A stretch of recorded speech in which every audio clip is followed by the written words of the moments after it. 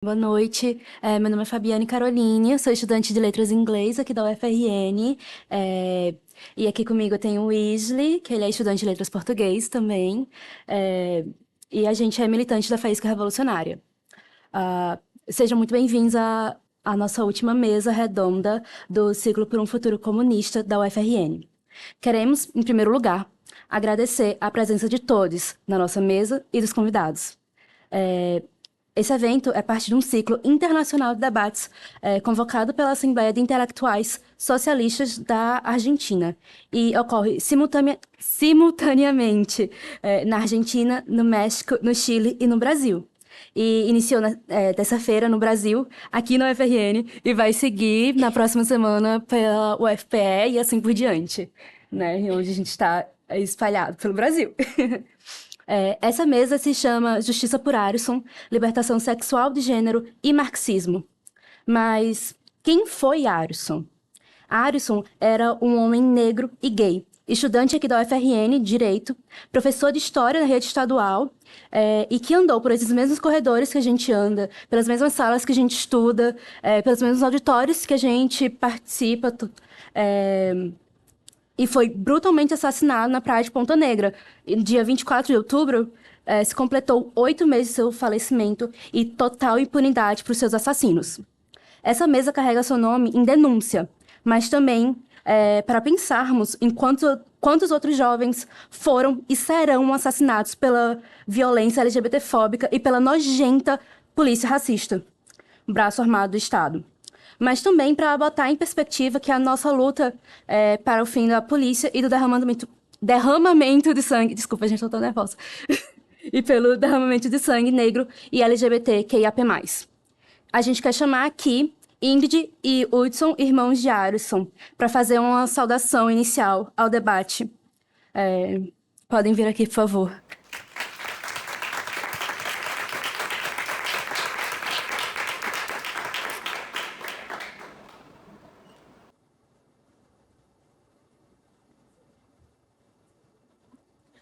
Eles estão aparecendo? Ui, ui, o meu computador caiu. Não, foi mais 10 minutos. Obrigada, bicho. Prontinho.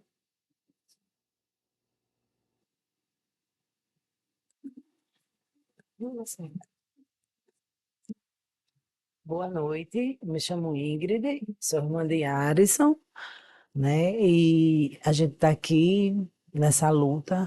Gostaríamos de expressar nossos sentimentos, né? E a indignação da impunidade que meu irmão foi assassinado no cartão postal, né, de Natal, na praia de Ponta Negra, e a gente até hoje estamos na luta por justiça e queríamos reunir, né, vocês para mostrar o quanto é difícil a gente perder e ainda lutar por justiça, né? Não é fácil.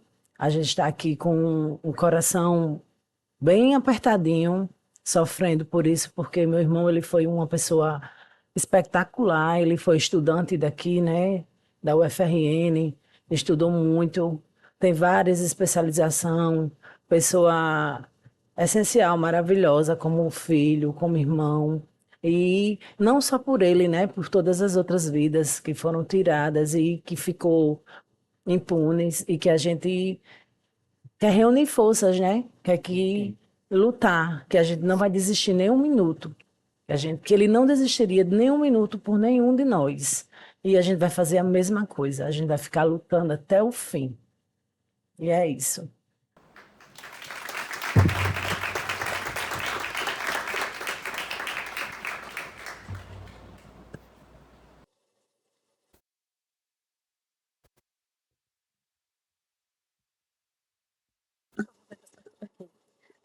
Com isso, eu queria puxar um grito de Arison presente, para a gente iniciar a nossa mesa em homenagem a ele. Arison! Presente! Arison! Presente! Arison! Presente!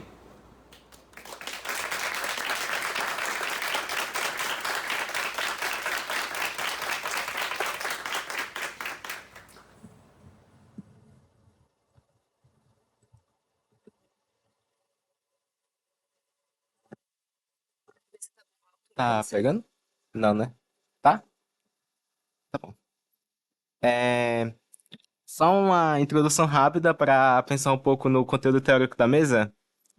O assassinato das LGBTQIAP+, é o último elo de uma longa cadeia de violência que este setor sofre no capitalismo patriarcal, um pilar estrutural do seu funcionamento.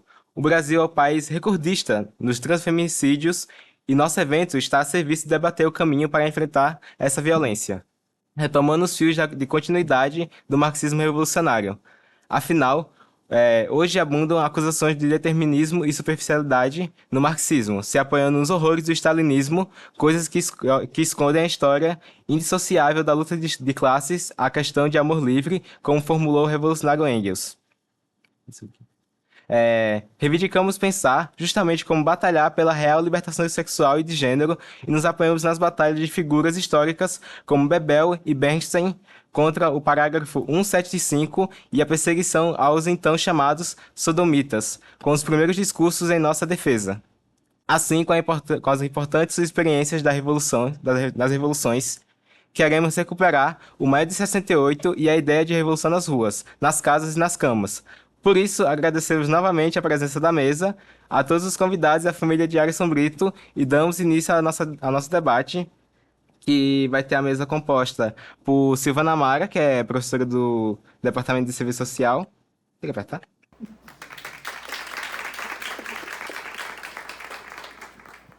Virginia Gitz, estudante da UFABC, no curso de Bacharelado em Ciências e Humanidades e colaboradora da coletânea Étranger de Marxisme.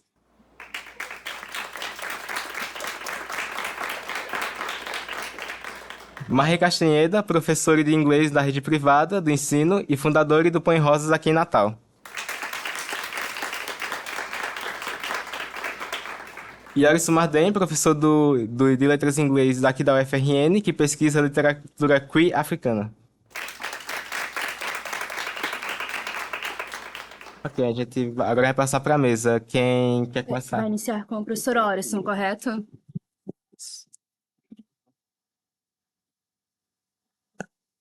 Eu vou precisar de uma ajuda ali com a passagem dos slides. Não, é naquele de cima. Isso. Eu até trouxe esse negocinho de passar, mas não chega o sinal até lá, né? Então, em primeiro lugar, boa noite a todos, todas e todes. Quero, em nome dos monitores, saudar toda a mesa, né? E dizer o prazer que... Monitores não, mediadores, desculpa a falha técnica, né? Então, saudar a todo mundo, dizer o prazer que é estar aqui com vocês. Fico muito honrado pelo convite, né? E vou começar a falar um pouco sobre a minha pesquisa e o que é que ela envolve também, né? Você poderia até pensar, né? A gente está falando de Brasil, de situações no Brasil, e a criatura vem aqui falar de África, né? Mas aí a gente vai depois fazer as conexões, tá bom? Então, começo a minha fala, eu trabalho com o chamado dialogismo, né, de um círculo de autores russos, entre eles Bakhtin, Voloshinov, que vão pensar na linguagem, que vão pensar na própria literatura a partir de uma perspectiva marxista, né? Não totalmente, talvez, a partir de Bakhtin, mas com essa força marxista, como, por exemplo, Voloshinov vai falar sobre o signo ideológico e a luta de classes. Então, quando ele fala de signo ideológico, ele está pensando exatamente que a linguagem, ela nunca é neutra, né? A linguagem é penetrada de valor e valor sócio-histórico. Então, ao usar essa ideia de ideológico para o círculo, não é a ideia tanto da falsa consciência, mas é a ideia exatamente de valor. Então, dizer que a palavra é um signo ideológico é exatamente pensar que essa palavra é preenchida de valor. E aí, pensar em signo ideológico é pensar que, a partir dele, várias forças lutam para um domínio do sentido. Então, vamos imaginar o tal da família tradicional, né? Na minha infância, a família tradicional não tinha nada a ver com heteronormatividade, né? Mas essas coisas vão mudando com o tempo porque a palavra, ela acompanha também as mudanças sociais, né?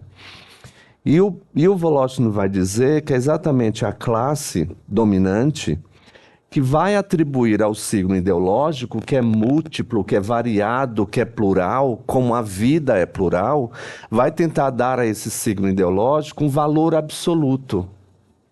Então, assim, família tradicional é uma família heteronormativa. É isso que a classe dominante faz. Ela não quer saber da luta de classes, ela não quer saber das diferentes possibilidades de sentido da linguagem, né?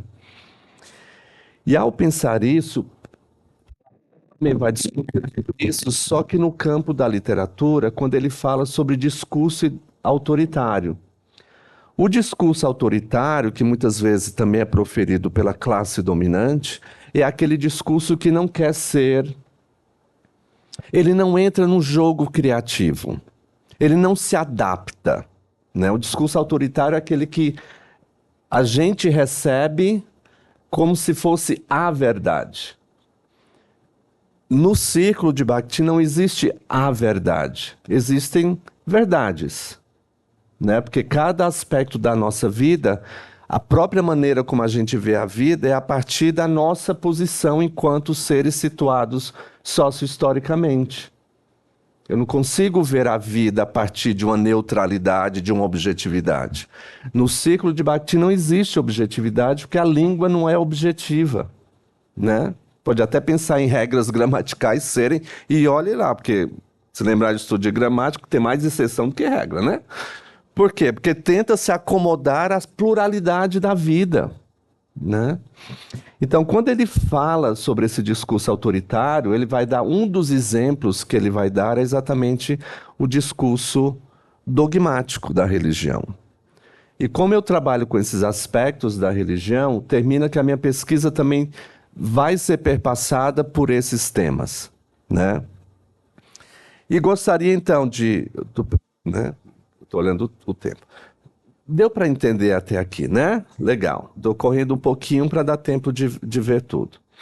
Eu queria só que vocês dessem uma olhada nesse mapa. O próximo, por favor. Nesse mapinha aí, que é o mapa de jurisdições que criminalizam pessoas LGBT em África. Então, se a África tem em torno de 50 e tantos países, 53, 54 países, mais da metade desses países criminalizam de alguma forma a homossexualidade, ou a transexualidade, ou a transidentidade. Todas as letrinhas lá do alfabeto que a gente usa, LGBT, né? Tudo. Aí você fica pensando, mas nossa, pleno século XXI, né, 2024, como que esses... Porque aí já vem essa mente colonizadora nossa, né? De pensar, então, nossa, como esse povo é atrasado, como que faz... Temos que ir para a história. Temos que ir para a história. Não adianta a gente só ficar assim, nossa, países que ainda criminalizam homossexualidade em África. Estou usando homossexualidade, mas vocês sabem que é tudo, tá? Todas as letrinhas. Países que ainda criminalizam homossexualidade em África, que absurdo, que povo é esse? Gente, vamos para a história. Então, a gente tem que pensar que essa criminalização da homossexualidade não vem do nada. Ela vem a partir dos processos colonizadores de África, né? Eu trabalho com literatura africana de língua inglesa, né? Porque eu sou do curso de letras em inglês, termino trabalhando com essas questões de língua inglesa. Então vou me ater, porque é meu campo de estudo, não vou me atrever a falar coisas e termino dizendo besteira, né? Melhor não. Então vou me ater exatamente aos países que foram colonizados pela coroa inglesa. Coroa inglesa, coroa britânica, anglicana, ou seja, protestante, que chega no continente africano, né? Aquelas coisas lá da colonização, vamos separar a África, quem vai ficar com o quê, né? Como a gente sabe. Chegam lá, e isso são, não sei o que estou falando, são vários autores, intelectuais, antropólogos que vão discutir essas questões de África, e chegam lá e veem que não tem essa coisa de caixinha. e começam a ver pessoas do mesmo sexo tendo relações. Então, o que que a coroa britânica faz? Pega as leis que eles já tinham inventado para a Austrália e para a Índia e levam para a África. Então, pensar em criminalização da homossexualidade, ela não começa com o africano. Ela começa com o branco, inglês ou britânico colonizador. Então, por isso que a gente tem que pensar na história. Senão a gente fica só pensando a partir do nosso... claro, nós latinos, mas achamos que somos ocidentais, né, pela influência do Ocidente, e fica pensando e analisando essas coisas a partir de uma perspectiva ocidental. Então, a partir daí, e aí onde a gente entra nessa força do discurso autoritário da classe dominante, em que existe então esse discurso religioso, que eu tenho chamado de dogmático, violência dogmática religiosa. Então, pensar nesses... Isso. Pensar nisso é pensar que, se tiverem oportunidade, assistam a um documentário, está em inglês, mas aí aproveita para praticar o inglês, que é Deus Ama Uganda. God Loves Uganda. É entender a força do afropentecostalismo nas questões queer em África. E em função disso, dessa violência dogmático-religiosa, que muitos países como Nigéria e Uganda vão criar o que Ambani vai dizer, que é um autor africano, vai chamar de segunda onda de criminalização da homossexualidade. Nessa segunda onda de criminalização da homossexualidade, eles tentam, já pegam as leis, né, da época da colonização, o Código Penal da época da colonização, e vamos ampliar. Nigéria, isso acontece em 2013, termina sendo promulgada em 2014, né? Essa lei que parece que é sobre casamento entre pessoas do mesmo sexo, mas não é só sobre isso, né? E na Uganda fizeram várias tentativas, e quando eu digo fizeram várias tentativas, é de pastores pentecostais irem no Congresso para falar sobre o perigo da homossexualidade para as famílias e para as crianças. Ai, meu Deus, né? Então, vai dar certo, vai dar certo. Então é de pensar sobre essa influência perniciosa, né? Descarada talvez para a gente, mas há outras razões. Então vamos pensar rapidinho aqui. Quando eu penso em literatura e violência, eu tenho que aí eu vou para o campo da literatura, né, fazendo esse diálogo entre mundo da arte e mundo da vida. Quando eu vou para a literatura, então eu tenho que pensar que a literatura também é um campo de representação dessa violência, né? E aí vou pensar em violência também, não só a violência física, mas também a violência de dominação e opressão, né? Então, utiliza inclusive o Han, que vai dizer que o poder e a violência utilizam técnicas de subjugação do outro, de tal modo que o outro seja quebrado, né? É nisso que eu termino chamando de violência dogmático-religiosa. É aquela em que o oprimido não tem outra opção a não ser se submeter ao opressor. Basta pensar no discurso protestante pentecostal. Você é gay, você é pecador, vai para o inferno. Se você quiser ser salvo, filho, desculpa, você vai ter que se converter ou passar por processos de conversão, de terapia de conversão, a famosa cura gay, né? Porque aí precisa expulsar o demônio da homossexualidade, né? Porque é um demônio, né, gente? Não sei se vocês sabiam. É o demo que entrou na minha vida, né? Me tornei gay porque o demo estou possuído. Olha que lindo, né? Parece engraçado, né? Mas o pior que é triste. E quando a gente pensa nesse afropentecostalismo, a gente tem que pensar exatamente que toda a teologia, e aí eu falo como ex-estudante, ex-bacharel em teologia, de pensar exatamente que existe nessa concepção de vida, nessa cosmologia, cosmogonia, exatamente essa percepção de que estamos sempre numa luta, numa batalha espiritual. É Deus contra o diabo, são os anjos contra os demônios, e assim vai, né? Então, e vários desses autores vão dizer, então, que a introdução, porque vão dizer que a homossexualidade é un-African, ou seja, não é africana, e que a introdução da homossexualidade em África é a agenda do diabo, para levar essas criaturas para a perdição. Então, imagina, né? Então. Bem, próximo, por favor. Aí eu entro nessa obra desse autor nigeriano-americano, né, que é Speak No Evil, em que ele vai representar esses conflitos a partir de uma personagem gay. Então, quando eu entro na questão da literatura queer, gay, etc., estou pensando não na literatura que necessariamente é escrita por um autor queer, mas cujo foco principal, eu sei que há discussões sobre isso, né? O que é que torna uma literatura queer? Mas muitos autores vão dizer isso, é o tema, é o foco do tema, não é aquela personagem secundária, não, é o foco do tema, independentemente de o autor, para não cair naquele biografismo, Bakhtin chama de biografismo ingênuo. A obra é sobre gay porque o autor é gay. A obra é sobre feminismo, o autor não pode ser. Porque a gente vê uns absurdos na academia, né? De que eu tenho, por exemplo, orientando de doutorado, que um rapaz heterossexual que trabalha com as questões da literatura africana, literatura afro-brasileiro feminino, né?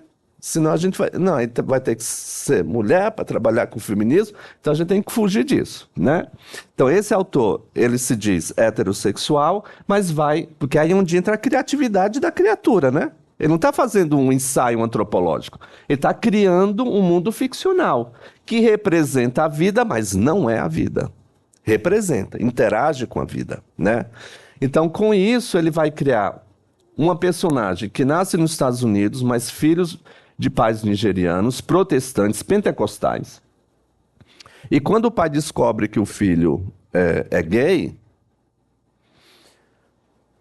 temos de levar a criatura para a Nigéria, para que ele possa ser exorcizado do demônio da homossexualidade. A criatura deu certo. A criatura é levada para a Nigéria, passa por esse suplício. Até coloquei aqui, pode passar, por favor. Coloquei umas palavrinhas aí em negrito, só para vocês verem. Aqui é no momento da sessão de exorcismo, tá? Então, chama a criatura para um quarto, onde está o pastor e mais 3 pessoas da igreja. O pai do menino fica no canto, porque ele foi forçado pelo pai aí, e aí começam a impor as mãos e exorcizar, sai demônio do não sei o que das quantas, né? Então, só coloquei algumas palavrinhas aí para a gente pensar como que isso é forte. Então, primeiro é espírito demoníaco do mal. Então, criaturinha gay, ele está possuído do espírito demoníaco do mal, como se demoníaco fosse do bem, né? Mas tudo bem. Mas veja aí a força. O espírito da homossexualidade e da perversidade. Pensamentos sujos, ímpios. Uma noção abominável, então, de pensar a homossexualidade enquanto uma abominação, né? E outro que eu destaquei aí, exatamente isso, todas essas coisas sujas. Então vejam que o autor busca representar, claro, interagindo com a vida, porque lá na vida vai ser isso, né? Eu cresci num lar protestante, né? E sei muito, não era pentecostal, mas era presbiteriano daqueles tradicional que meu Deus, né? E a gente sabe como é. E não tem outra saída, gente. Por isso que eu tenho chamado isso de violência dogmático-religiosa. Porque você é oprimido, né? Eu só fui dar conta disso depois de muito... Já estava velho, barbudo, né? De pensar essa opressão. Inclusive, por muitos anos, eu me envergonhava de dizer desse meu passado. Até meu psicólogo dizia assim, criatura, isso faz parte da tua história. Né? Mas eu ficava assim, gente, como que eu participei de uma coisa que oprime tanto? Né? Bem, então, pensando nisso, esse autor vai tentar representar aquilo que acontece na vida. Ele não está tirando da, né? É uma representação, um mundo ficcional, mas que interage com a vida. Porque nesse tipo de violência dogmático-religiosa, não há outra saída. Ou você se você quer ir para o céu, ou se você acredita em Deus e você quer agradar a Deus, você vai ter que se converter e deixar os seus caminhos, né, pecaminosos. E dentre esses caminhos pecaminosos, que esse povo não se preocupa com gula. Imagina, tem aquelas festas de crente, o povo come até sair comida pelo nariz e pela orelha, né? O problema, gente, não parece que o problema é a questão LGBTQ+, parece que tudo vira em cima disso, né? Tá acabando, né? Acabou. Não. Um minuto! Muito bem. Então, isso é o que eu tenho feito, tá? É uma área bem incipiente, porque quem trabalha com literatura africana ou estudos africanos não entra nessas questões LGBT, né, as questões queer, porque ainda é um tabu. E quem estuda com estudos queer termina não indo para a África, né? Então, a minha pesquisa tem se pautado nisso, a partir de um olhar africano sobre as questões da sexualidade, porque eu também não vou ficar falando de Butler e Foucault para discutir questões de África, né? Criaturinhas brancas, ocidentais, nada a ver. Então eu vou pensar o que é que os intelectuais africanos estão falando sobre sexualidade em África, né? E aí a gente começa a perceber que é algo completamente diferente do que a gente pensa. Porque alguns intelectuais, por exemplo, inclusive também feministas, que não gostam dos termos ocidentais. Então, se chamar gay, a mulher se chamar feminista, eles vão evitar, porque sou ocidental. E a gente não pode esquecer da colonização que terminou faz pouquíssimo tempo, né? Sem falar da colonização das mentes. Então, com isso, a gente criou um grupo de pesquisa. Olha o segundo passando. Um grupo de pesquisa, Literaturas Africanas Queer, começou no ano passado, eu estou já fazendo a minha propaganda, tá? Um grupo de pesquisa, a gente se reúne uma vez por mês, aos sábados, e temos discutido, agora a gente está discutindo, por exemplo, as questões animistas, religião animista, etc, etc, para poder entrar na literatura. Então é isso, gente. Último. Obrigado. Orison.junior@fn.br. E eu tô no Insta, apesar da idade, 59 anos, tá? Mas eu tento ficar jovenzinho. Então eu tô lá, Orison Júnior 65, que é o ano do meu nascimento. Faz tempo, né? Mas tudo bem. Obrigado, gente. Obrigado, Maria.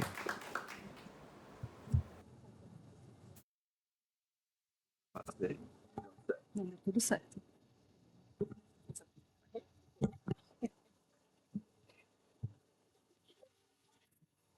Eita. Oi, gente. Tá dando pra me ouvir? Tem um celular gravando o áudio. Foi um processo. Uma afastadinha no microfone. Tá dando pra me ouvir agora? Sim, tá. Oi, gente, boa noite. Eu sou Marie, faço parte do Põe Rosas.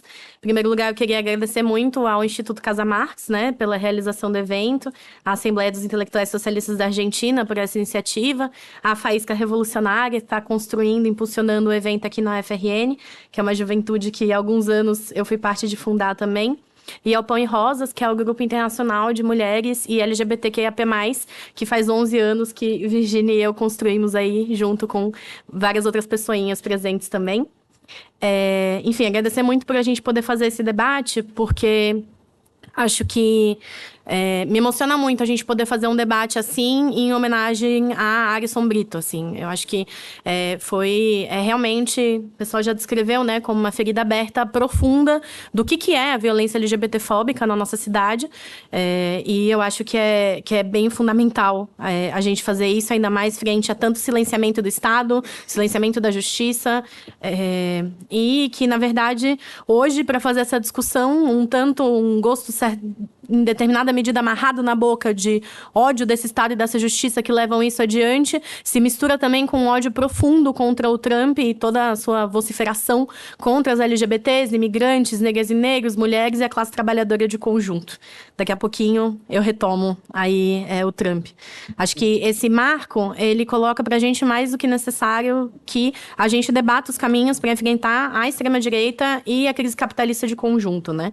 Acho que é muito forte o mapa que o professor Orisson mostra em relação à situação da diversidade sexual e de gênero na África, que é brutal, porque a gente está fazendo essa discussão concretamente em um mundo onde chega a ser pena de morte viver a sua identidade sexual e de gênero, e no nosso país a gente vê que, ao mesmo tempo que nossa sexualidade e identidade de gênero é transformada em mercadoria, nós somos recordistas em assassinatos.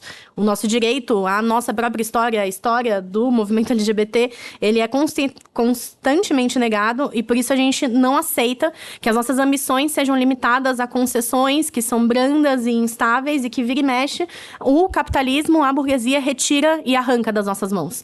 A Rosa Luxemburgo refletia muito isso, e isso é uma lição muito fundamental para a gente pensar com qual perspectiva abordar a questão de gênero e sexual. Bom, o que eu vou tentar fazer aqui nessa contribuição, torcendo para que eu consiga sobreviver ao tempo? Eu quero retomar um pouco a experiência da Revolução Russa enquanto a mais avançada experiência de emancipação feminina e completamente ímpar também no que tange a questão LGBT, para buscar clarificar o papel determinante da luta de classes frente ao que é o patriarcado, que é o Estado, e me apoiando também nas reflexões da Frente Homossexual de Ação Revolucionária da França. A ideia é a gente pensar um pouco como retomar o marxismo revolucionário como uma arma teórico-prática para encarar uma perspectiva comunista na liberação sexual e de gênero. Mas então, vamos primeiro ao que é o patriarcado, né? A gente se inspira e retoma o legado dos bolcheviques porque na Revolução Russa, o combate ao patriarcado, ele não se dava em abstrato, ele se dava bastante no concreto, no sentido de que a gente quer dar uma batalha de morte científica contra esse pilar da opressão na nossa sociedade, e para isso é fundamental determinar a origem histórica da opressão que a gente sofre para pensar uma saída estratégica que possa derrotá-la. E, bom, a origem do patriarcado está indissoluvelmente vinculada à origem da propriedade privada com a ideia do fim do direito materno. Bem brevemente, o que é isso? Isso significa que, há milhares de anos, a limitada propriedade que existia, ela era até então baseada em famílias que eram, por si só, e combinadas, unidades de produção. E o que existia de pouquíssimo excedente era levado adiante a partir do direito materno das gens. Na medida que vão ocorrendo os cercamentos e passa a existir um excedente da herança, uma herança a ser passada adiante, o direito materno ele é suprimido, ele é desmoronado, e a família ela é sujeita ao poder paterno do chefe de família. O Engels ele coloca uma definição que é a seguinte, que o desmoronamento do direito materno foi a grande derrota histórica do sexo feminino em todo o mundo. O homem também tomava as rédeas da casa, a mulher viu-se degradada, transformada em serva, escrava da luxúria do homem. Ou seja, a ideia é um pouco conseguir compreender o quanto, na verdade, a origem da monogamia está justamente no triunfo da propriedade privada por cima da propriedade comum primitiva. Inclusive, a partir disso, justamente, que o Engels chega na definição de que o primeiro antagonismo de classes que apareceu na história está coincidindo com o desenvolvimento do antagonismo entre o homem e a mulher, na monogamia. E aí ele vai falando sobre como cada progresso é simultaneamente um retrocesso relativo. Então, o bem-estar de uns, ele significa a maior opressão de outros. Que eu acho que essa ideia também é bem concreta quando a gente vai pensar a própria atualidade. Ele vai debater, enfim, eu acho que é bem central pensar isso, justamente porque a gente está debatendo uma instituição que é a família e que é a monogamia e que é parte justamente dessa emergência da propriedade privada e do Estado, onde, na realidade, a gente também pode identificar uma representação da derrota histórica da sexualidade livre, já que essa família monogâmica ia se transformar numa instituição ligada à reprodução da sociedade de classe. Ou seja, a consequência é uma repressão brutal da sexualidade humana. Impondo, justamente por conta da preocupação com a herança, com a hereditariedade, a opressão, inclusive, para as relações que não são baseadas na procriação. Enfim, fazer filhos. A mais, né? Mas tudo bem. Bom, o que eu acho que é bem interessante da gente pensar, duas ideias a partir disso. A primeira é que a gente não está dizendo que a opressão às mulheres, ela não se transformou ao longo da história. Bem concretamente, ela foi, como define Engels, retocada, dissimulada e até revestida de formas mais suaves, mas de maneira alguma abolida. E isso é muito fundamental para a gente entender o que é a experiência concreta, inclusive, que a gente vive em sociedade. Ou seja, a gente não vive numa sociedade idêntica à que Engels estava caracterizando e estudando, inclusive as anteriores, né, no caso desse livro. Mas uma conclusão fundamental é que o patriarcado é anterior ao surgimento do próprio modo de produção capitalista. Ele agregou nas bases para sua formação, e o capitalismo soube aproveitar o patriarcado para se estruturar e criar novos contornos à opressão das mulheres e das LGBTs. A Clara Zetkin, que foi uma revolucionária muito importante, ela colocava uma discussão, em uma das homenagens que ela faz para Engels depois que Engels morre, que o modo de produção capitalista, ele pôde provocar os transtornos sociais que deram vida à questão feminina moderna. Isso é bem fundamental, porque é justamente pensar o quanto o capitalismo se apropriou do patriarcado e o que existe de história do movimento de mulheres a partir dessa dinâmica e como isso se conecta profundamente com a diversidade sexual e de gênero. Tem dois autores socialistas estadunidenses, o John DeMillo e a Sherry Wolf, e eles confluem em uma análise super importante que o John DeMillo fez, que ele publicou nos anos 90. Ele queria se enfrentar com mitos do movimento LGBT, que é toda uma conversa que a gente pode ter em outro momento, que é super interessante também, sobre quão fixas são as nossas identidades, sim, se a gente sempre existiu assim, etc. Mas nesse ensaio que chama o Capitalismo e Identidade Gay, e que a Sherry Wolf também se apropria e reflete bastante, ele busca se apoiar no materialismo histórico dialético para compreender a origem da opressão à diversidade sexual e de gênero. Então, ele observa uma transformação na localização da família, comunidade da produção, como parte do modo de produção capitalista. No sentido de que a dinâmica de vida com o trabalho assalariado teve uma contradição em si que habilitou a possibilidade de viver fora da família heterossexual monogâmica, meio que dando origem ao que seriam os primeiros guetos.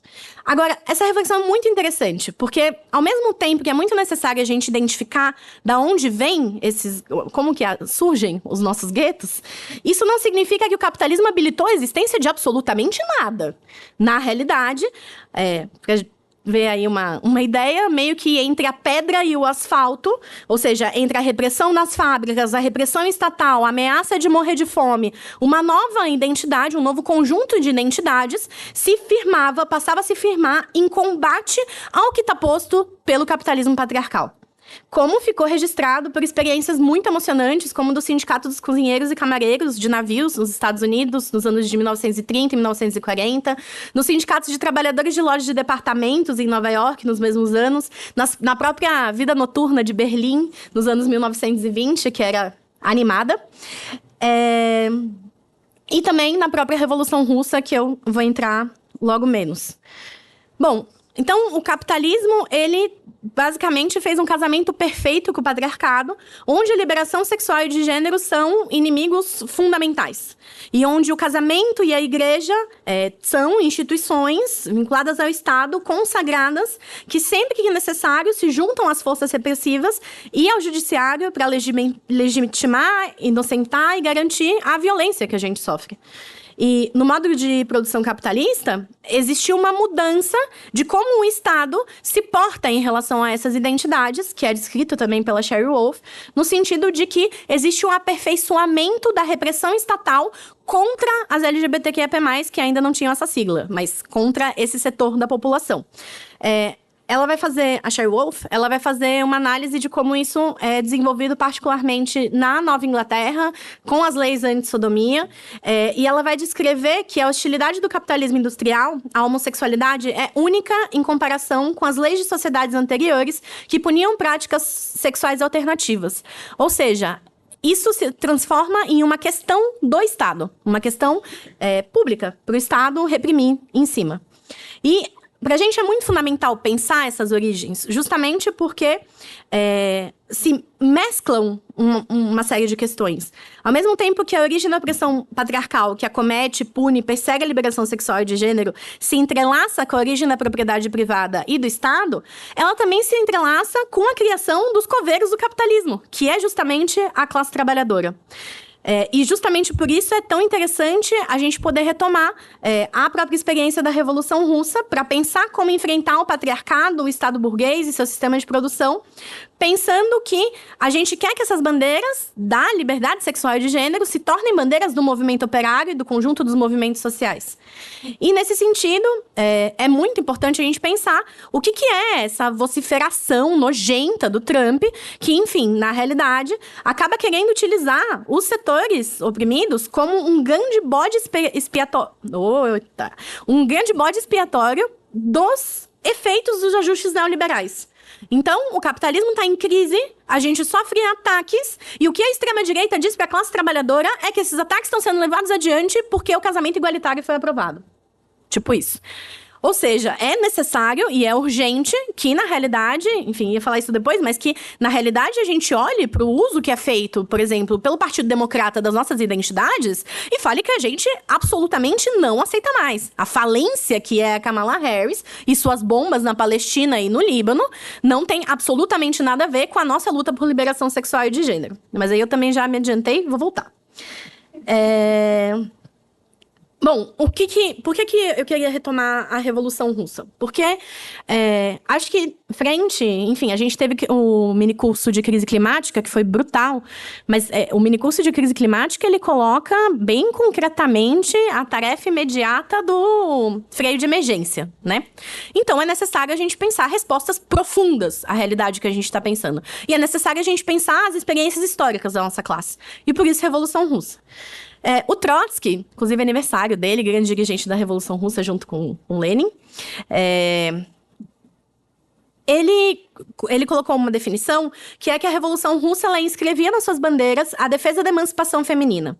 Isso foi assim porque essa análise científica de onde vem a opressão às mulheres, ela tinha consequências estratégico-políticas para os bolcheviques que colocavam tarefas concretas na Revolução. Que a Revolução não serviria se não se pensasse justamente como emancipar as capas mais pauperizadas e mais destruídas da classe trabalhadora russa.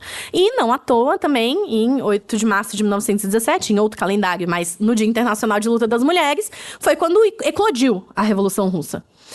Tentar acelerar aqui, que eu tô vendo olhares de lado. Tentar acelerar aqui. Bom, existiam 4 princípios que moviam a atuação dos bolcheviques, que eram princípios no sentido dos quais pensar a emancipação das mulheres e possibilitar esse processo histórico, justamente porque, inclusive, Trotsky teorizava, junto com Lenin, sobre como era necessário, por um lado, criar meios por baixo, ou seja, que materialmente possibilitassem emancipar as mulheres do lar, etc., lavanderias, creches públicas, restaurantes públicos, etc., e por cima com leis.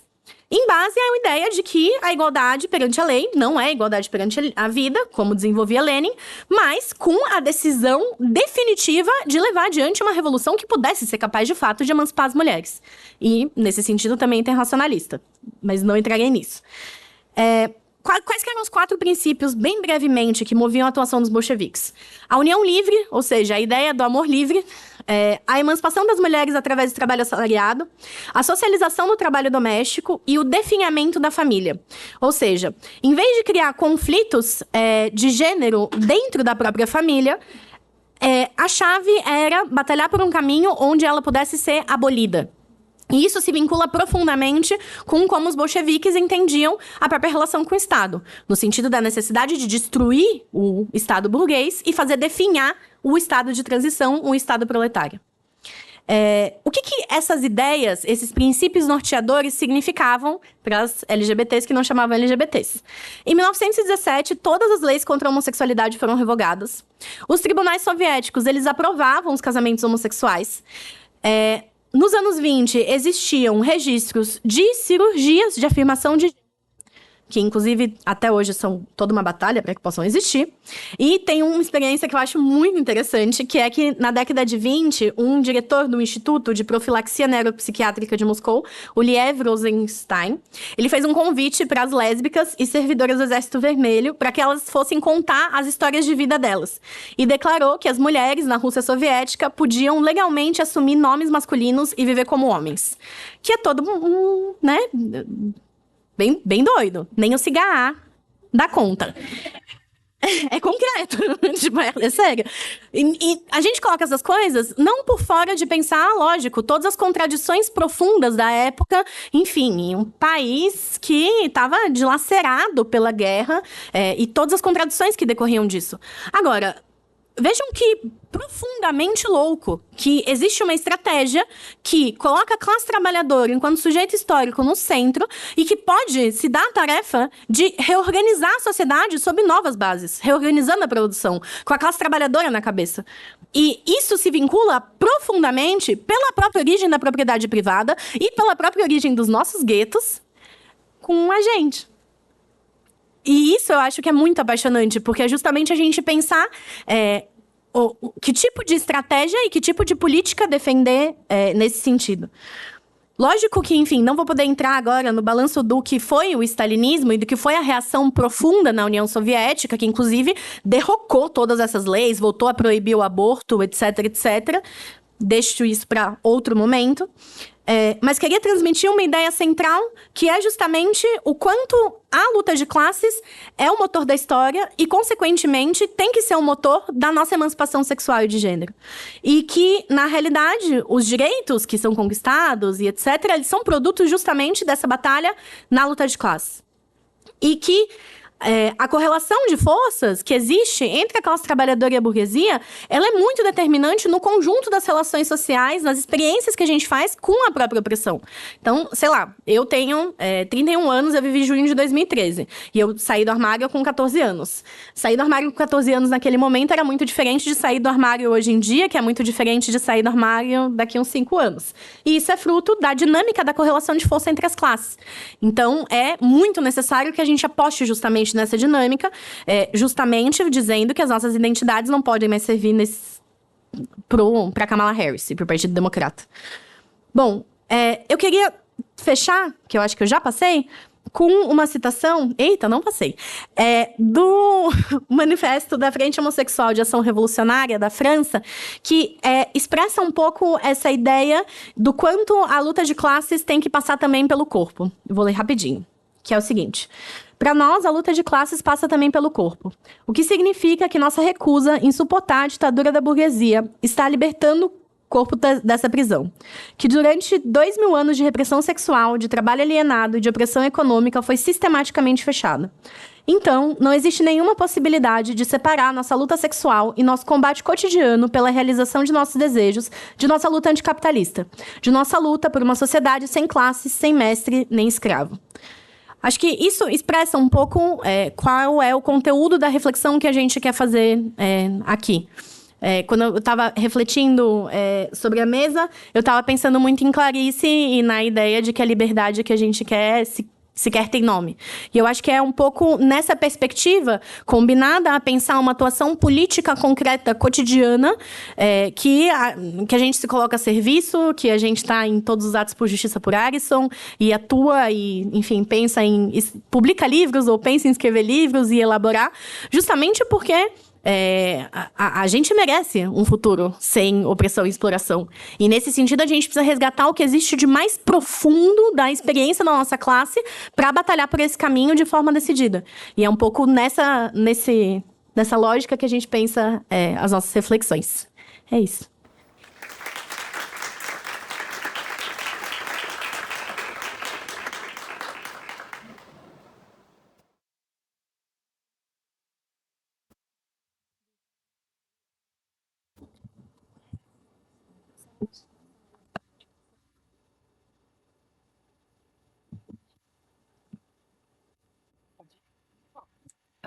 Oi, gente, vocês me escutam bem?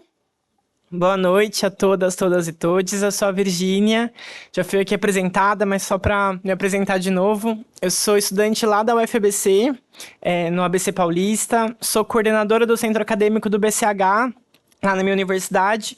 Tenho muito orgulho de ter participado dessa coletânea Transgender Marxism, que é a primeira coletânea de pessoas trans escrevendo sobre marxismo no mundo. E estou muito feliz de estar aqui. Queria agradecer o convite, enfim, da Faísca de me trazer aqui para o Rio Grande do Norte. Não só pelas praias, mas principalmente para poder, de fato, conhecer um pouco mais da história aqui mesmo, da cidade, mas também poder estar aqui nesse ato em homenagem também ao Arisson, que foi enfim, quando aconteceu o assassinato, foi uma coisa que eu conversei com a Marie, a gente teve várias trocas para poder lidar, porque o impacto que isso tem sobre a gente é muito forte, porque a gente se sente diretamente também, que tiraram da gente também, né? Ou seja, a gente também se compadece e percebe essa violência como ela atinge os nossos próprios corpos, então queria começar aqui também em solidariedade à família do Arisson, que pra gente é um orgulho poder estar aqui com vocês. Enfim, gente, eu venho de uma universidade que aprovou cotas trans, né? E é uma universidade, a primeira do Sudeste, né, que garantiu esse direito para as pessoas trans. Eu tenho muito orgulho de ter participado dessa luta. Foi em 2018, e assim, vocês podem imaginar, porque a votação aconteceu entre o segundo turno das eleições nacionais, eleições um pouco polarizadas, né, como vocês devem lembrar, e aonde justamente essa pauta de cotas trans dividia justamente os bolsonaristas, né, de todo o resto da população, que via, inclusive, na temática da questão trans, né, uma batalha muito importante, né, da qual eles ainda seguiram dizendo que era uma cruzada, né, contra a ideologia de gênero e etc. E eu acho importante falar isso porque quando a gente pensa nesse tema da emancipação sexual e de gênero, eu acho que é importante tentar localizar aonde estão as LGBTs hoje do ponto de vista também do trabalho, né? Na UFABC, a luta por cotas trans, o direito da gente poder estudar, começou justamente com uma denúncia da terceirização. A gente tinha uma trabalhadora terceirizada, a Dani, transexual, que estava sendo proibida de limpar os banheiros femininos por conta da identidade de gênero. Ela não tinha o nome social dela reconhecido no seu próprio crachá e tinha que trabalhar na universidade sofrendo esse tipo de violência. E quando ela foi denunciar isso para o coletivo LGBT da universidade, a diretoria, né, que era a gerente, né, da terceirizada, junto com a reitoria, tomou a decisão de demitir essa trabalhadora. Esse é o papel que a reitoria da UFABC, que não deve ser muito diferente da UFRN e de várias outras, cumpriu com a pauta cotas trans, né? Foi, na verdade, ter uma política completamente absurda de uma transfobia institucional que levou diretamente ao impulso do movimento estudantil, em primeiro momento, de defender a própria Dani, depois de começar a questionar uma série de questões mais estruturais da universidade. A primeira coisa foi o banheiro, né? Vocês podem imaginar que você não pode nem entrar no banheiro para limpar o banheiro, né? Como seria usar o banheiro, né? Para, enfim, suas necessidades pessoais. E aí a gente conseguiu garantir em 2016 ainda, com vários enfrentamentos, como vocês podem imaginar, as feministas radicais, que de radicais eu acho que aqui todo mundo sabe que não tem nada, né? Mas enfim, tem esse nome aí por algum motivo. E também os proto-bolsonaristas que tinham, né? Que diziam que ao você permitir as pessoas trans usarem o banheiro, começaria uma onda de estupros, que as mulheres não estavam mais protegidas, que era preciso agora a gente ver formas de lidar com essa questão e etc. Então, ali do esgoto foi saindo um monte de gente para poder atacar. Mesmo assim, a gente conseguiu garantir a luta pelo direito ao uso do banheiro. Só que daí surgiu um problema, que era, beleza, a gente tem o direito ao uso do banheiro, mas ninguém usa o banheiro, porque as pessoas trans não estão na universidade, né? Então, aí veio o debate das cotas trans, que era, então, a gente vai lutar para garantir que as pessoas trans possam acessar a universidade e que dessa vez não seja para essa universidade pela porta de trás, mas sim pela porta da frente, que elas consigam entrar para poder estudar e não para sofrer a precarização do trabalho e sofrer o que elas já estavam passando ali, que foi o caso da Dani. E eu trago isso um pouco pra gente pensar, porque eu acho que quando a gente trata do problema da sexualidade, e aí pensando de um viés marxista e tentar relacionar com a questão do trabalho, a gente vai ter uma localização bem clara, né, de que a gente, quanto LGBT, a gente já está submetido aos piores postos de trabalho, à terceirização, à prostituição, enfim, é uma série de formas de domesticar onde que a gente vai se enquadrar na sociedade. Mas também é interessante pensar também o papel que cumpre isso, assim, né, porque de um ponto de vista, né, quando a gente vai... Estou fazendo parte de um grupo de estudos na UFBC sobre o capital. E é muito interessante, assim, você ver a história da classe trabalhadora, e a gente fica até brincando no grupo de estudos, né, que o Marx faz tudo que o seu professor vai te aconselhar a não fazer. Né? Por exemplo, ele vai lá olhar as leis sobre a legislação sobre a jornada de trabalho, né, ele vai pegar lá em 1400 e pouco, ele geralmente está no mestrado, ele vai te falar, não, pega ali só um fragmento ali, analisa um ano, né, sobre isso, e o Marx vai pegar vários séculos para entender como, na verdade, a jornada de trabalho não é uma coisa natural, mas, né, é justamente esse embate da classe trabalhadora, porque quando o capital ele invade a vida, né, dos seres humanos, ele vai, na verdade, querer as 24 horas para exploração. Né? A única coisa que ele não conseguiu ainda é fazer com que a gente não precise dormir. Mas assim que eles conseguirem fazer isso, eles vão fazer a gente trabalhar 24 horas por dia. Porque toda a tecnologia que vem se desenvolvendo não está a serviço de garantir que a gente consiga ter uma vida melhor. Só a gente olhar para os nossos celulares, olhar para a tecnologia, para a inteligência artificial, tudo que a gente tem visto, na verdade, isso não tem melhorado a nossa vida. Porque justamente a lógica do capital é invadir todos os âmbitos da nossa vida, justamente para pensar essa lógica da exploração e do lucro. Isso é importante para a gente pensar por dois aspectos, né? Um lado é pensar justamente que numa vida tão dominada, né, pelo capital, onde a gente está vendo agora, né, projetos que vêm como o da uberização, né, que é, na verdade, fazer a gente voltar a trabalhar 12 horas por dia. Uma coisa que já é uma realidade para muitos trabalhadores, né, não é uma inovação. Mas a ideia do governo agora, de frente ampla, né, do Lula Alckmin, né, querer regularizar o trabalho do Uber, né, legalizando esse tipo de trabalho como se não fosse um trabalho análogo ao que foi o século XIX, etc., na verdade, permite a gente conseguir pensar mais a fundo, né, que tempo sobra para viver a nossa sexualidade. Ou seja, quando a gente fala de sexualidade, não existe em abstrato. Nós estamos falando sobre uma coisa que exige tempo, criatividade, né, liberdade. Ou seja, a gente tem que conseguir produzir o tesão. Né? Mas como você produz tesão trabalhando 14 horas por dia? Pegando ônibus lotado, 2 horas para ir, 2 horas para voltar. Gente, sério, quem tem tesão? Desculpa, mas assim, é uma grande crise.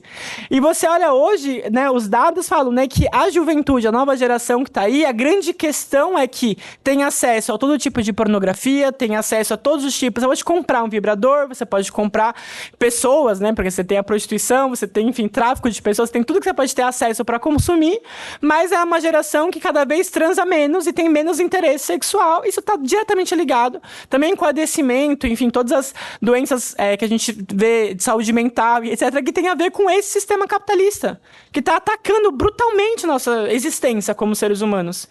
E é muito louco pensar justamente que também lá no Capital, o Marx vai desenvolver essa ideia de que a gente não tem nem tempo, né, de respirar, né, de olhar para o céu, de olhar para a natureza e etc. E quando a gente pensa na sexualidade, a gente está falando de um trabalho que cada vez é mais exaustivo, né? E a gente tem menos tempo de se libertar para poder viver livremente o que a gente quiser. Então, para a gente que já se identifica como LGBTs, a gente tem um enfrentamento direto com o Estado capitalista, com a cultura, enfim, com todos os mecanismos de reprodução que são base também desse sistema, né? Então, para você manter o sistema econômico, você também precisa criar uma moral, né? Uma ideologia, né?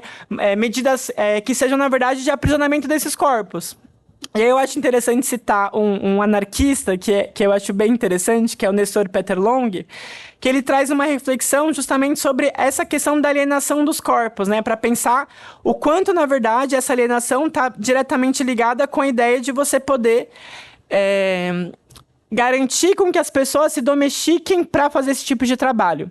Ele diz assim: a genitalização está destinada a remover do corpo sua função de reprodutor do prazer para convertê-lo em instrumento de produção alienada, deixando a sexualidade apenas ao indispensável para a reprodução.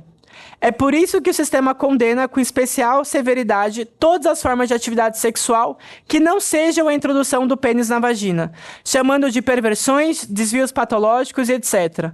Para aprisionar o ser humano ao trabalho alienado, é necessário mutilá-lo, reduzindo sua sexualidade aos genitais. E eu acho brutal, gente, porque assim, quem disse que a gente precisa da genitália para pensar em sexo? Né? Isso é diretamente reduzir todo tipo de possibilidade sexual a um único órgão, né, que em muitos casos nem é o que mais gera prazer no corpo humano, né? Nem falar que quando a gente fala de repressão sexual, a gente sempre fala, os LGBT são reprimidos. Mas, gente, eu posso garantir que a gente transa muito melhor do que a maioria dos heterossexuais. Primeiro porque os homens heterossexuais têm uma dificuldade que não podem tocar o seu próprio corpo. Então, assim, você não pode lidar com a sua própria pele, né? Seu próprio corpo, né? Você não pode nem se tocar, já é uma questão a se pensar.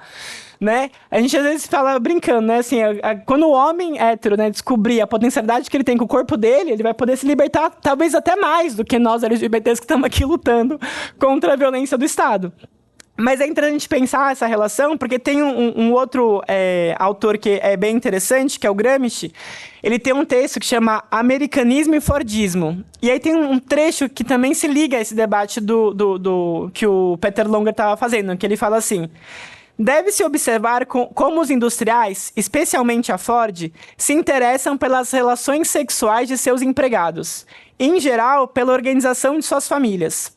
A aparência de puritanismo assumida por este interesse, como no caso do proibicionismo, não deve levar a avaliações erradas. A verdade é que não se pode desenvolver um novo tipo de homem exigido pela racionalização da produção e do trabalho, enquanto o instinto sexual não for adequadamente regulamentado, não for também ele racionalizado. Eu acho brutal pensar isso, porque é muito interessante ver essa domesticação do sexo, esse controle que tem sobre os nossos instintos, para, na verdade, manter essa lógica e essa ordem capitalista. Então, quando a gente se pergunta, né, bom, a gente vem para uma palestra para falar sobre um futuro comunista, e aí esse povo aqui quer ficar falando de travesti, LGBT, o que isso tem a ver, né, gente? Tem a ver justamente porque a gente tem uma hipótese justamente de que é possível que os setores mais oprimidos, especialmente os setores LGBTs, né, e o movimento feminista, que é um movimento internacional, imparável, né, que, enfim, agora o Trump vai ter que lidar com esse movimento, mas assim, que na verdade é um movimento que é crescente, que tem mudado a cultura de gerações que, você vê na Argentina, tem crianças de 10, 11 anos com um lencinho verde falando, eu defendo o aborto. Tipo assim, é uma mudança cultural que hoje em dia a gente olha, enfim, as pessoas dizem, é errado matar uma pessoa trans. Você fala, nossa, é o mínimo, mas é uma mudança cultural, porque isso não era assim, não era óbvio. Né? Você pega documentários não tão recentes, da Operação Tarântula, por exemplo, que as pessoas numa entrevista falam, não, tem que matar mesmo. Não, de um jeito ou de outro tem que acabar com isso. Tipo assim, isso na década de 80 no nosso país, tipo, recente, né? Mas esses embates também culturais que esses movimentos vêm fazendo, a gente tem uma hipótese muito forte que é justamente eles podem, na verdade, ajudar a revolucionar os sindicatos, as entidades estudantis, né? Eu sou parte de uma gestão do centro acadêmico que a gente conseguiu inverter as cotas, né? A gente é uma chapa de 50% de pessoas trans dentro da chapa. Acho que deve ser uma das primeiras que tem. Isso tem a ver com a luta pelas cotas trans, porque é uma universidade que tem muitas pessoas trans e isso também permite com que elas se engajem.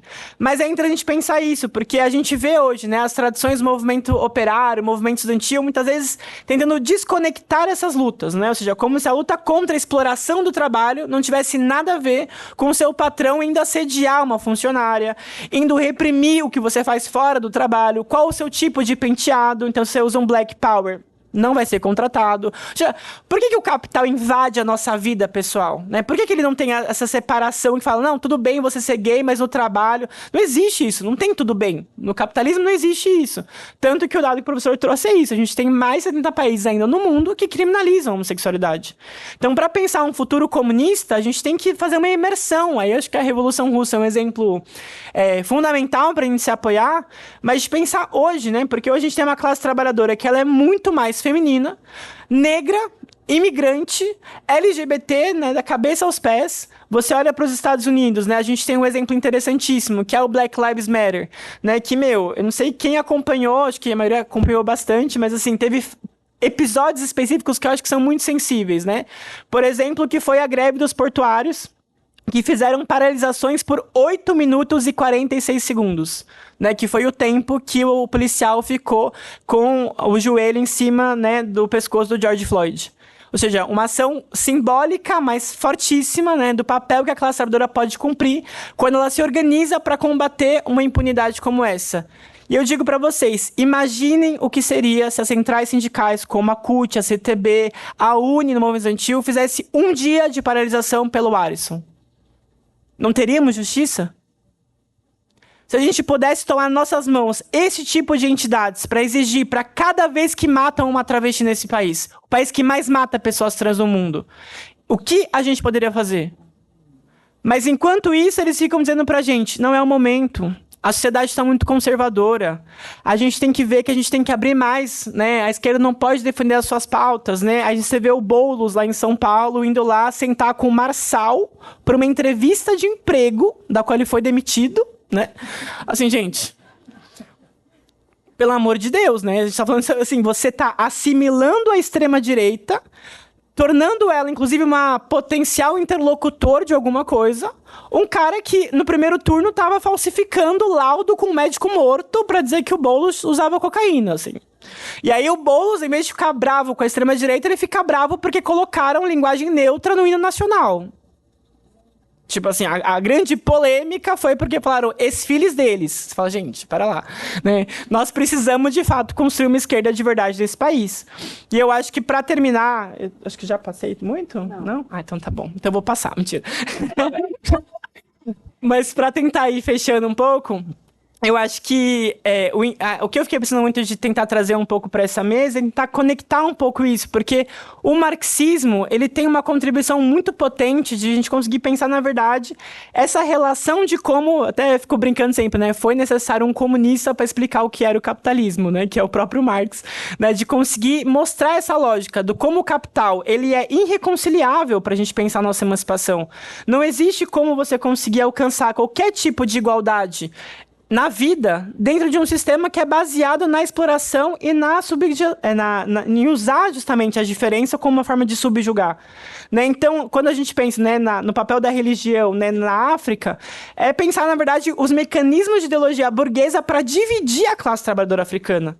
Né? É assim que usam justamente o papel das igrejas evangélicas no Brasil, é dividir a classe trabalhadora.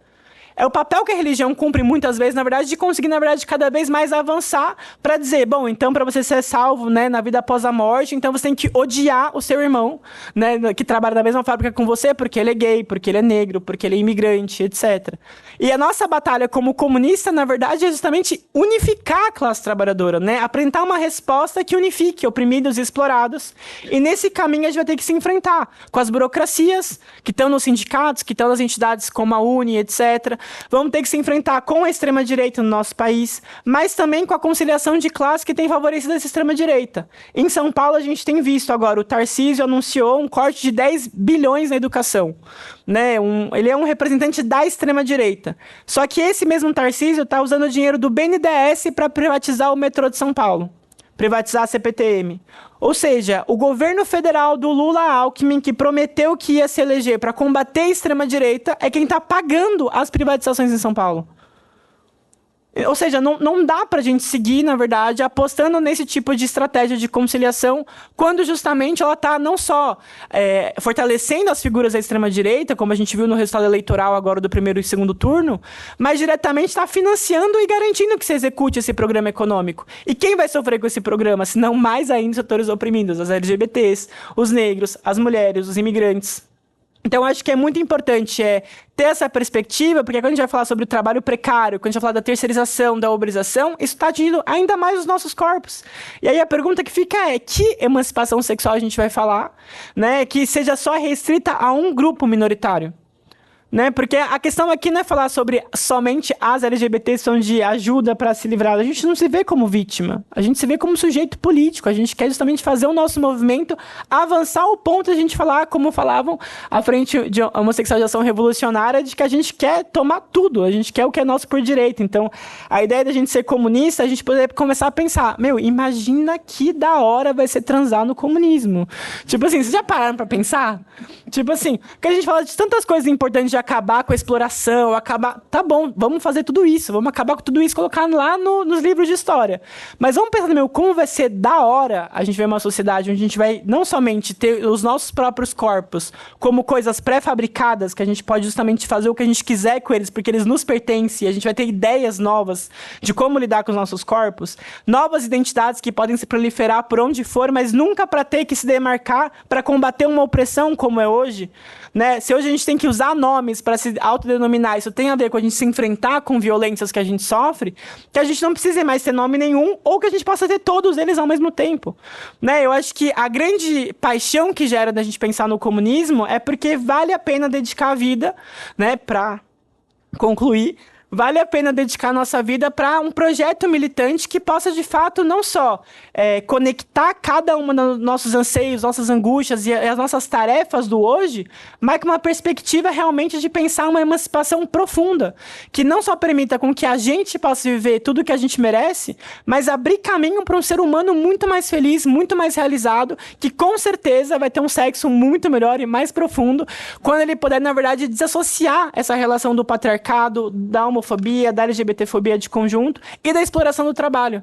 Então eu convido todo mundo, enfim, a seguir debatendo esses temas, que espero que ter criado uma série de minhoquinhas na cabeça de vocês, pra vocês poderem falar bastante também e a gente poder trocar. Obrigada.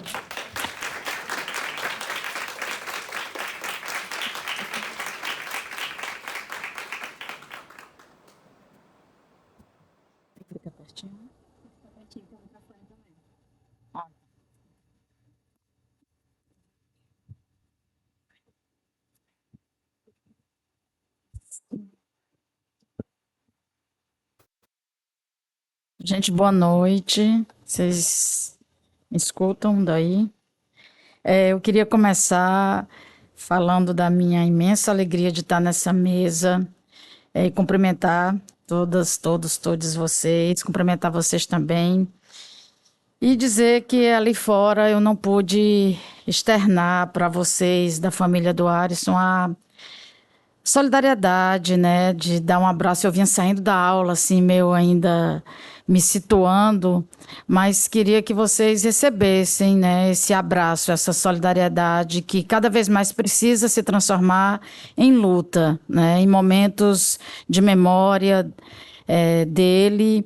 E fazendo gancho com o nosso tema, eu fiquei pensando, ouvindo vocês, né, essa ideia da gente pensar o marxismo como uma perspectiva teórica, enfim, metodológica, que nos ajuda a pensar a diversidade sexual, a identidade de gênero. E depois de tudo que vocês falaram, eu fiquei aqui pensando por que a gente tem tanto entraves para o entendimento das contribuições que o marxismo pode dar, né? Mas só que para falar isso em 15 minutos é meio difícil. Então, vou fazer uma escolha aqui, vamos ver se dá certo, que primeiro tratar algumas coisas como pressupostos, que não dá mesmo para desenvolver, mas acho que nas falas anteriores já foi dito.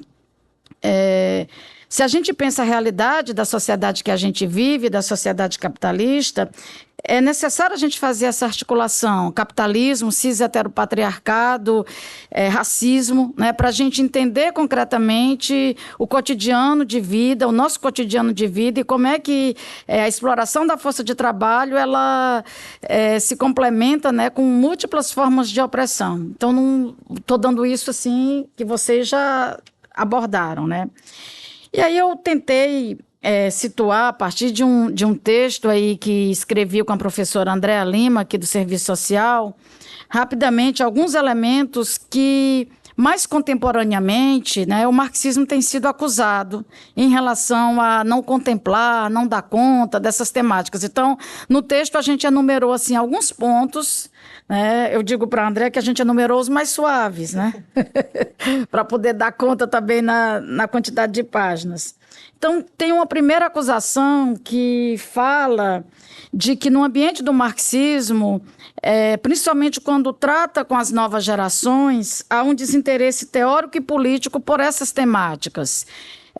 Do ponto de vista acadêmico, quando alguém chega para estudar, isso aí é uma referência mais anos 80, anos 90, cada vez a gente está se distanciando mais disso, mas ainda é presente, né?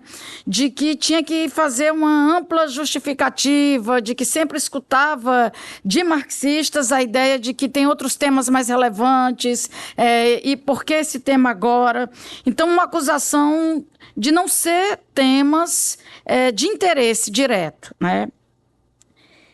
E, portanto, vinha atravessado por uma ideia de desvalorização da temática, né? Eu vou colocar as críticas e depois fazer a crítica da crítica, tá?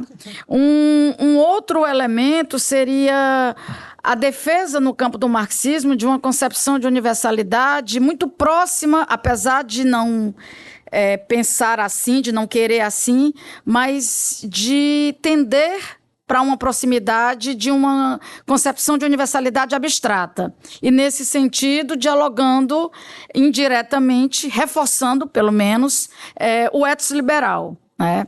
E aí, por universalidade abstrata, significa não considerar, novamente, as relações de raça, diversidade sexual, a identidade de gênero, geração, dentre outras dimensões da diversidade. E também, por dentro dessa visão de universalidade abstrata, reforçar uma razão instrumental para pensar a vida cotidiana. Ao invés de pensar a vida com os nossos desafios, com as nossas dores, sofrimentos, dificuldades, né, a nossa vida real, cotidiana, com essa violência, né, passa a deixar de lado algumas questões. Então, família a gente não vai falar, sexualidade não é importante, vai elegendo os temas prioritários e esses temas foram deixados mais ou menos de lado. Isso porque a abordagem marxista, dizem esses críticos, centra sua análise nas classes sociais. E, ao fazer isso, vem uma outra crítica. Ao centrar nas classes sociais, descentra dos indivíduos, da individualidade, de entender a subjetividade. Então, o marxismo, para esses críticos, eles não seria uma concepção teórica que pudesse nos ajudar a entender esse componente subjetivo. Por consequência, uma outra observação é que vai ter uma concepção de transformação social, de lutar por transformação social, muito alheia, uma luta muito alheia aos movimentos concretos da vida real. Porque se você não considera a diversidade sexual, de raça, a identidade de gênero, se você não entende as diferenças geracionais, você falava das dificuldades de quando você saiu do armário. Deixa eu contar as minhas de quando eu saí. Né? Então, tem essas particularidades todas que a gente precisa considerar. A crítica é que é uma concepção de transformação social, queremos mudar o mundo, mas de forma abstrata. Né? Uma naturalização. Aí vem uma crítica que é bem assim, direcionada para o sujeito marxista, para os indivíduos, de que há uma reprodução por parte de pessoas que se reivindicam marxistas, de uma certa naturalização do machismo, da LGBTfobia, e isso faz com que também haja uma dedução de que essa concepção teórica ela não é válida para tratar esses temas. Desvalorização das lutas. Hoje está muito em voga a discussão de chamá-las, quando querem criticar, de identitaristas, né, do identitarismo, que a gente pode falar um pouquinho depois.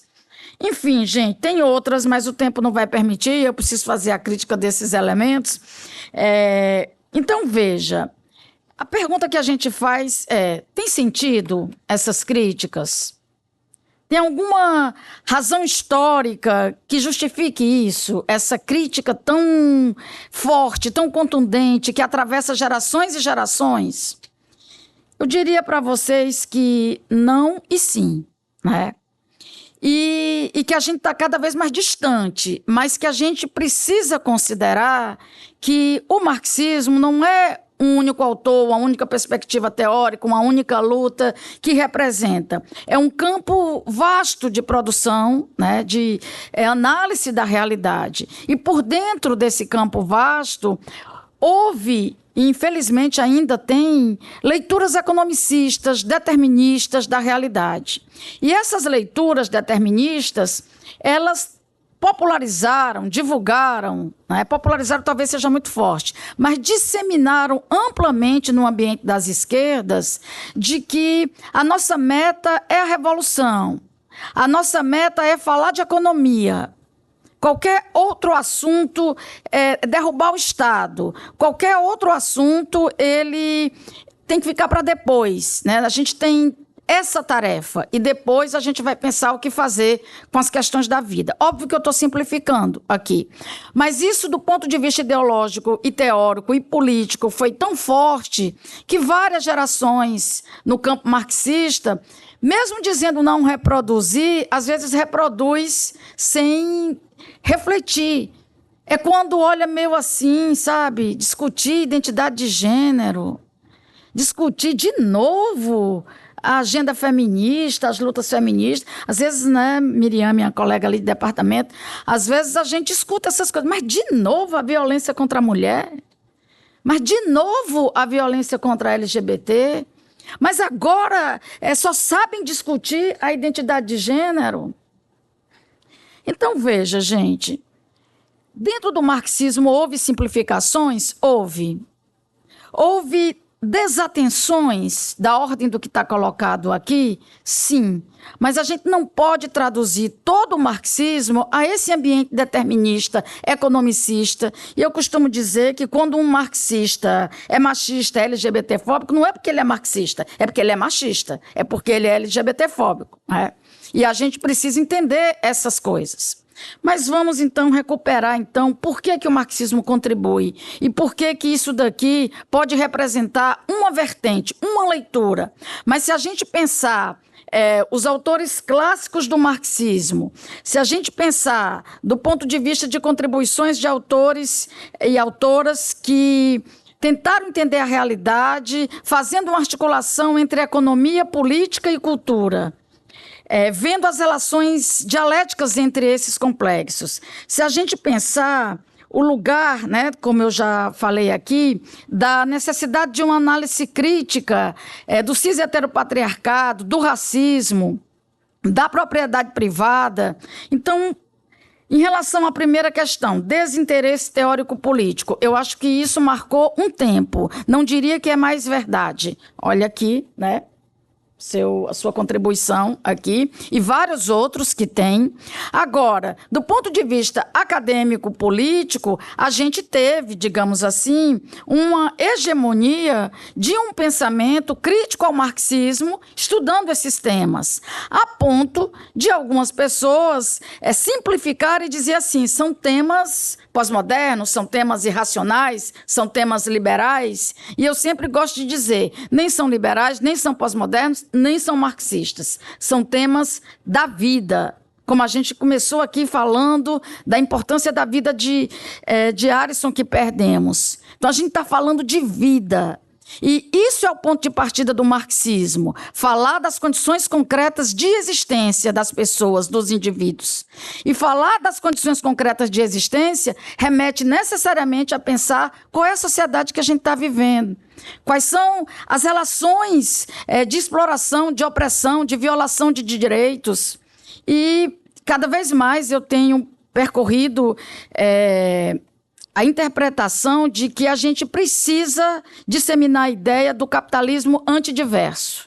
O capitalismo, desde as suas origens, o que fez com a população indígena, com a população negra, e refaz isso processualmente em outros tempos históricos, é um sistema que produz relações sociais antidiversas. E quando ele tem qualquer nível de abertura para contemplar diversidade, direito à diferença, por um lado, pela pressão, pela luta, por outro lado, como nicho mercantil. Para encontrar ali como é que eu mercantilizo aquela demanda, como é que eu respondo de forma mercantilizada e não pensando em liberdade e não pensando em direito genuíno daquelas pessoas que estão solicitando. Sobre a concepção de universalidade, nada mais longe do que as reflexões marxianas. Se no universo da tradição marxista a gente teve reprodução de universalidade abstrata, no universo do pensamento de Marx, quando você falou aqui, né, que ele fez tudo que a gente diz hoje para não fazer, né, uma preocupação com detalhes, né, perguntas sobre a água, qualidade da água, qualidade do lugar que você dorme, né? Como é que esse trabalhador, essa trabalhadora dorme, a água que está tomando. Então, veja, Nada abstrato, gente. Uma busca de entender concretamente a realidade, de dizer que o real é concreto, porque é síntese de múltiplas determinações. Marx nunca disse que é o econômico que explica tudo, mas ele disse, ele é ponto de partida. A gente tem que ter uma base concreta, real, para a partir dela a gente pensar o que vem a partir daí, né? O nosso desenvolvimento, a nossa individuação, a nossa subjetividade. Então, e eu acho que, enquanto marxista, também somos aprendizes, né? Nas lutas, nos estudos que fazemos. E hoje, eu sou do serviço social. Miriam ali também, viu, gente? Há um tempo atrás, uns anos atrás, quando a gente estava assim numa mesa discutindo, as pessoas diziam assim, quando eu comecei a estudar essa questão da diversidade sexual, fui muito perguntada por isso. Mas como pensar a questão social e a diversidade? Como fazer isso? Nada melhor do que o tempo histórico, né? Que hoje a gente pode simplesmente dizer assim, como pensar a questão social sem considerar essas questões? Como fomos capazes, né? Como fomos capazes de pensar a questão social sem pensar a questão racial, sem pensar a livre identidade de gênero, a questão da diversidade sexual, etc. Então, gente, buscamos muito metodologicamente fugir, não é nem fugir, é superar, é não reproduzir essa lógica de uma universalidade abstrata. Nos interessa os indivíduos concretos, suas condições de vida, suas condições de trabalho, que muitas vezes nessa realidade é condição de não trabalho, de inserção precária, né? Concepção de transformação social. Temos que permanecer na pauta. Sim, queremos uma sociedade anticapitalista, queremos uma sociedade de emancipação humana, de transformação social, porque se criou uma ideologia de que isso é utópico, de que o capitalismo pode ser aperfeiçoado. Para onde ele vai ser aperfeiçoado? O caráter de continuidade do capitalismo tem sido destrutivo para a natureza, para a subjetividade, para o trabalho. E se a gente pensa também a questão da desvalorização das lutas, aí eu acho que é um aprendizado que a gente tem que ter, né? No campo marxista, no campo mais amplo das esquerdas, a gente precisa ter muita sinceridade com isso. De fato, de vez em quando há uma desvalorização. Vou citar uma bem rapidinho.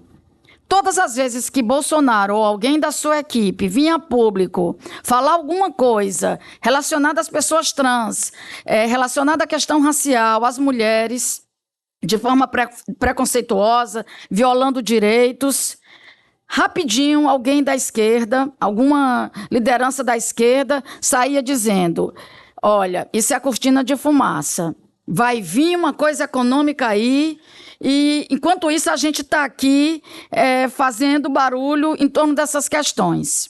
Eu sou uma radical crítica desse negócio de cortina de fumaça.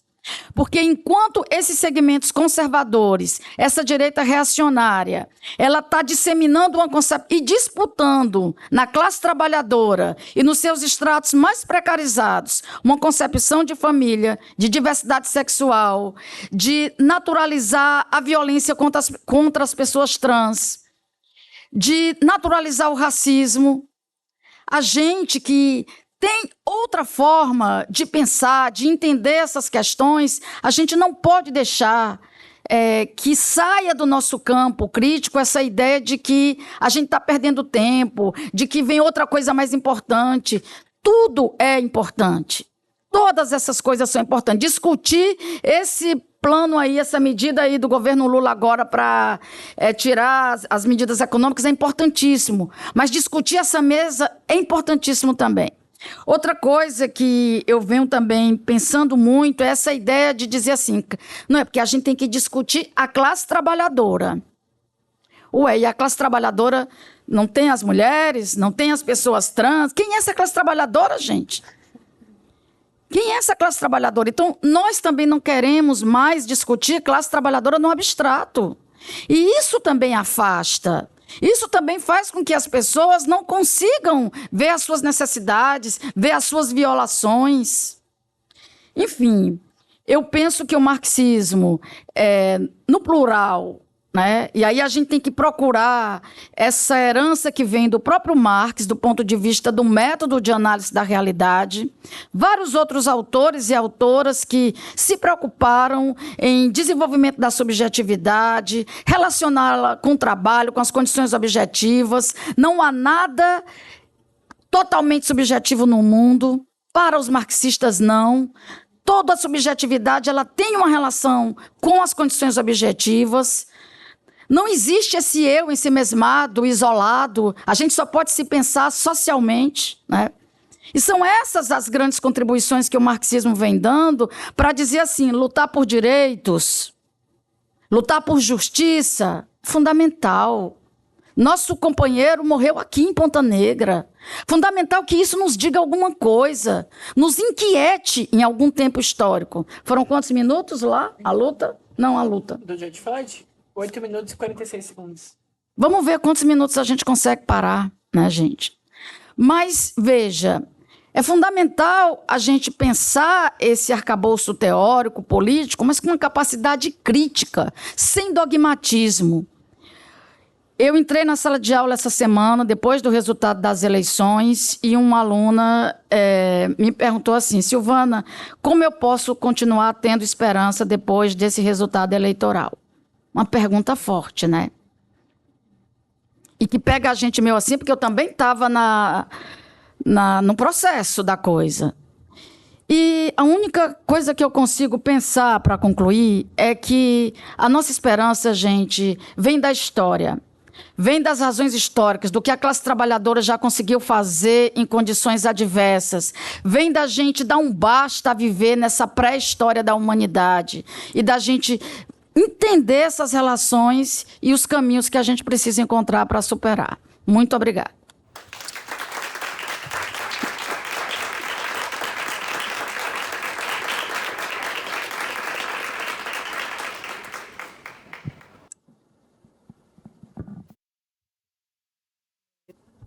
Bom, gente, infelizmente me doeu muito ter que ficar botando assim um papelzinho conclua. Por mim, a gente estaria discutindo isso aqui, tipo, até solucionar, né? Até solucionar. Até a gente realmente ter aqui a nossa revolução. Mas, enfim, o papo foi muito bom, foi extremamente rico esse nosso debate. E com isso eu estou abrindo as inscrições para o público poder também debater conosco.